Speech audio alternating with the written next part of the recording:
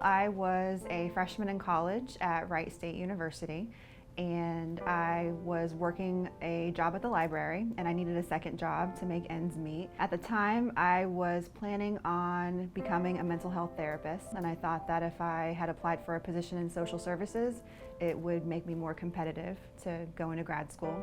So I saw an ad in the paper, and I was offered the position, and I started working as a direct support professional. It was a little nerve-wracking. I had never worked with people with developmental disabilities. In my head, I sort of thought that it was going to be like when I volunteered at a nursing home in high school. And it was completely different than that. I was really independent. The job was really flexible. Not only did we do things in the home, my job was to make sure that they had everything that they needed, that they were meeting their goals, but we went to the movies. We went ice skating. We went to, I even went to a Kenny Rogers concert with one of the ladies. So we were out and about. We took walks in the neighborhood. I think that because I hadn't had that experience, I think that sometimes we group people with developmental disabilities, kind of separate. They're just people, and they have wants and needs and desires, and they have good days and they have bad days. I look fondly on those people with unique personalities, and they still make me smile, to this day. So just learning that people are people, no matter what obstacles or challenges they have in their lives, people are just people. Those relationships that I was able to build with my peers, the relationships that I was able to build with the ladies that I worked with in the home, that really helped me fall in love with the field and kind of rethink my career altogether. When I became a service and support administrator through the Miami County Board of DD,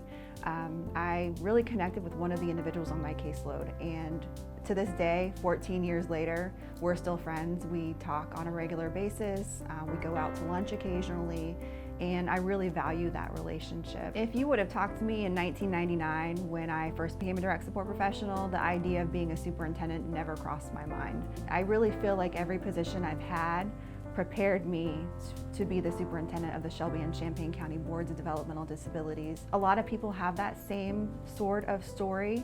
I know people who have worked direct support, and they are now running their own provider agencies. I know people that have been 20 years working as a direct support professional, and that's where their passion lies, and that's wonderful. I think a lot of leaders in this field feel the same way that I do, that direct support professionals are invaluable to us. They are the backbone to the services we provide every day. They're invaluable to the county boards as well as the people that they work with on a daily basis. There probably has not been a day where I haven't had conversation with someone about how can we recruit qualified direct support professionals, how can we support our provider partners, what can we do to support independent providers. All of those things are so important, and they're so on the forefront of my mind and what I think about every day, because without them, the system just does not work. I really want to get the word out about this career path.